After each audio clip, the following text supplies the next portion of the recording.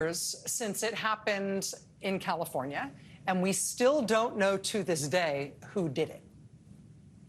On the afternoon of April 15th, 2013, the Boston Marathon got bombed. You will remember this. Twin bombs, 3 people killed, hundreds of people injured, some of them grievously. 17 of the people who were injured had to have limbs amputated.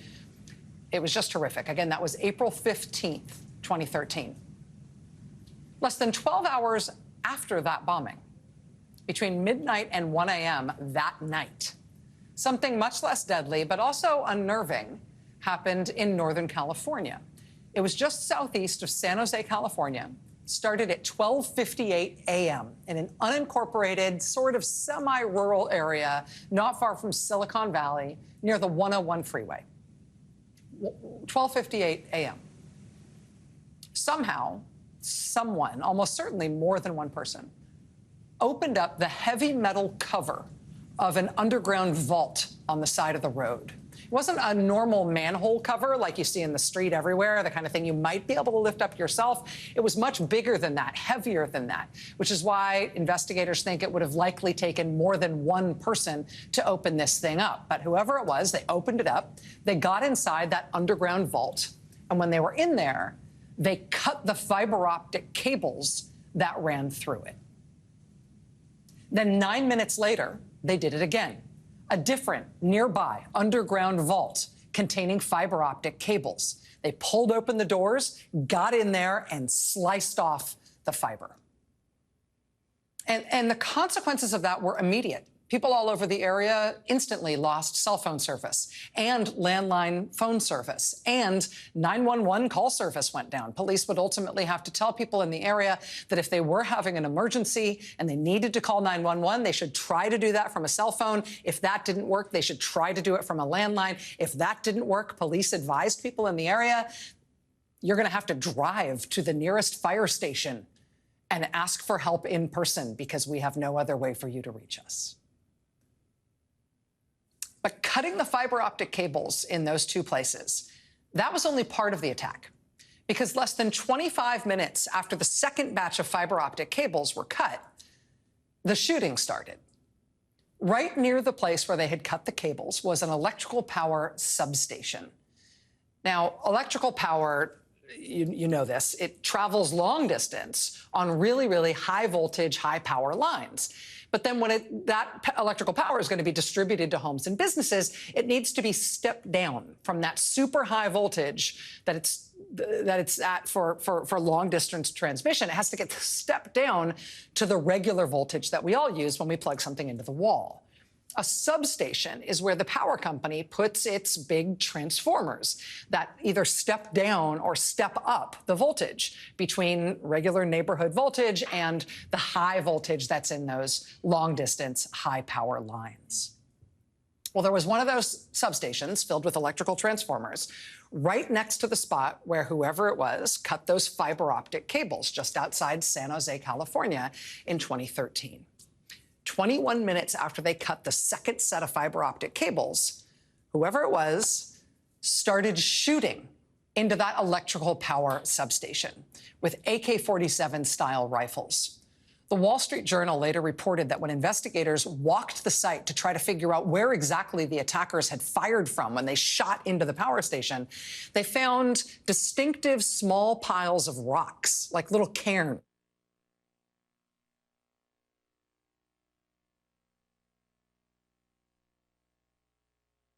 Investigators say the shooters fired more than 100 bullets into the electrical substation over a period of about 19 minutes.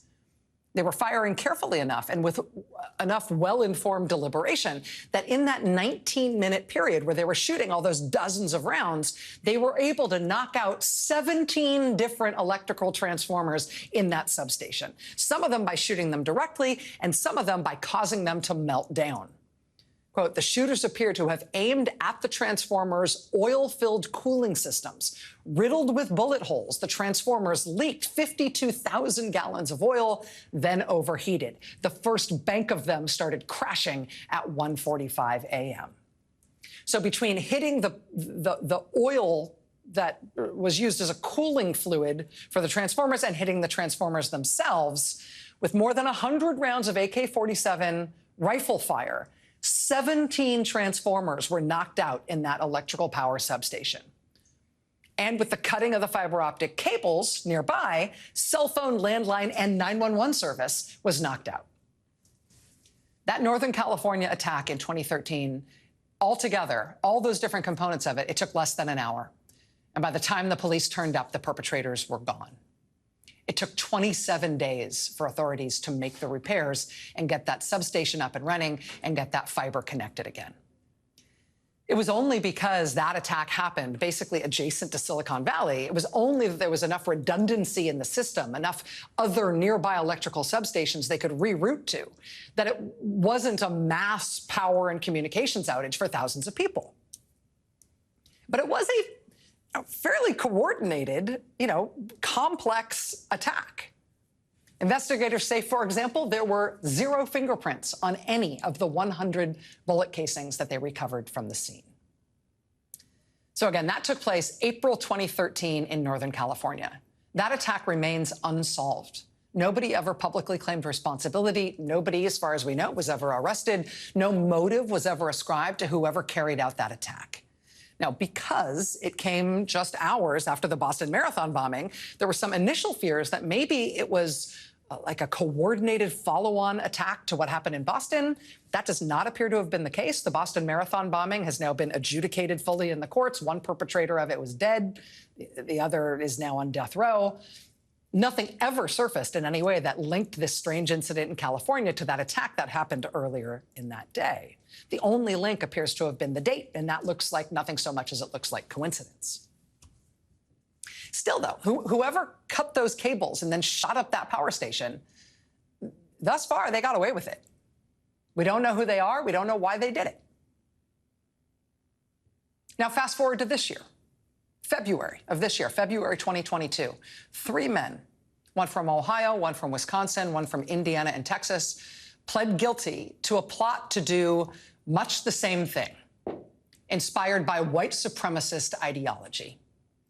Department of Justice press release. 3 men plead guilty to conspiring to provide material support to a plot to attack power grids in the United States. Domestic terrorism plot was in furtherance of white supremacist ideology. And the plea agreement in that case, again, from earlier this year, spells it out. It says in the fall of 2019, 2 young men, one age 20, one age 24, met in an online forum. One suggested to the other that they hatch a plan to take out electrical power substations in various parts of the country, to try to set off civil unrest and to hopefully try to set off a race war in the United States. This is from the plea agreement. Quote, the plan was to attack the substations with powerful rifles that would penetrate the electrical transformers. Members of the group estimated that would cost the government millions of dollars to recover. In addition, the defendants believed that time associated with replacing the substations would cause confusion and unrest for Americans in the region. There were also conversations about how the possibility of the power being out for many months could cause a race war. Additionally, without power across the country, they hoped it could cause the next Great Depression. People wouldn't show up to work, the economy would crash, and there would be a ripe opportunity for potential white leaders to rise up. That plea agreement, unsealed by the government earlier this year, explains how these young men decided they would need to cause a big explosion as a distraction. They wanted to set off some kind of big explosion that would tie up the police and distract police from what they were going to do to the power substations, which is something, again, that they hoped would cause millions of dollars of damage, something that would take months to be able to repair. To set off just the distraction explosion, they admitted to buying bomb components and starting to test explosives to suit that part of their plan. They also obtained multiple so-called ghost guns, guns with no serial numbers, so they couldn't be traced. They built what the government describes as multiple AR-47-style semi-automatic rifles. They built the rifles, they were building more, and they started training with them at firing ranges. When the FBI searched their homes, they found multiple firearms, including firearms with no serial number, multiple silencers, milling tools, weapons modification manuals, explosives production diagrams and manuals, chemicals and components that an FBI lab determined could be used to create an explosive device. Prosecutors said they found, quote, a large amount of Nazi-related material, such as videos, books, and images. Also detailed U.S. power infrastructure information, a list of specific power substations, and, quote, an article regarding the sabotage of a power substation in California. So the California attack on that power substation was in 2013, still unsolved. This year, we get neo-Nazis trying to set off a race war, planning what appears to have been a copycat attack, copying what happened in California. Also, to the extent that they're also planning on using high-powered rifles to shoot up electrical substations and try to knock out the power. The guilty pleas to the plot that was uncovered by federal prosecutors, those guilty pleas were earlier this year in federal court in Ohio. And now this weekend, here we are again. Moore County, North Carolina. I promise you, we're going to get through this, and we'll get through it together. Moore County is very strong. We're very united here in Moore County, and we're not going to let this hold us back. And I can promise you to the perpetrators out there, we will find you. Shortly after 7 p.m., power outages began here in the Carthage area. Shortly thereafter, the outages would spread to the greater majority of central and southern Moore County. Upon the arrival of the power crews and our deputies, extensive damage was found at their substations. Evidence at the scene indicated that showed that the firearm had been used to disable the equipment. We have formed a plan for the night and the next few nights that that we may be out of power. It's a very serious situation. So we've come to the agreement to best to protect our citizens and to protect the businesses of our county. We're going to implement a curfew tonight starting at 9 p.m., and that's countywide from 9 p.m. to 5 a.m. A countywide curfew. A county state of emergency. All schools closed. First for one day, now again tomorrow for a second day. Emergency shelters opened up for people to try to keep warm, all powered by generators. The whole county trying to get by on generator power. Power out for what they call 45,000 customers. Customers in this case means 45,000 homes and businesses. Altogether, we're talking about over 100,000 people.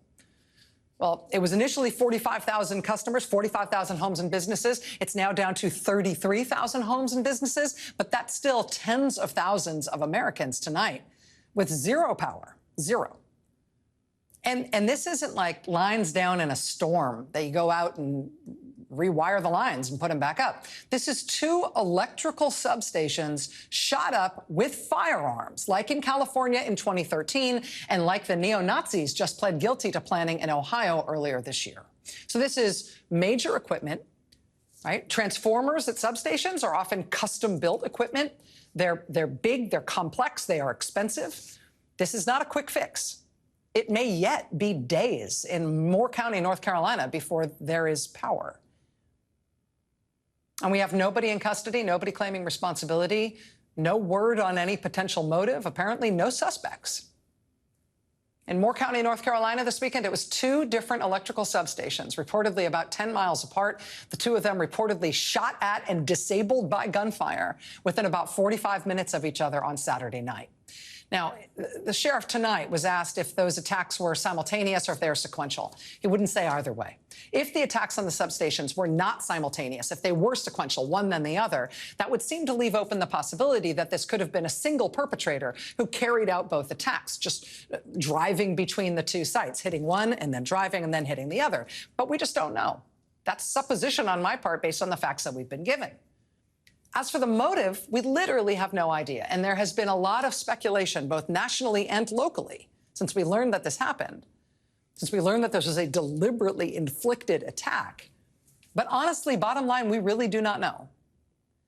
At the first press conference yesterday, where the sheriff and local officials took the first questions about what had happened, they were immediately asked, and then asked repeatedly, whether this attack on the electrical infrastructure in North Carolina might be related to threats and intimidation that have been directed at local LGBTQ groups in Moore County recently, and in particular, at a drag show at a downtown venue in the town of Southern Pines, a show that started just minutes before the power stations were shot up and the lights went out.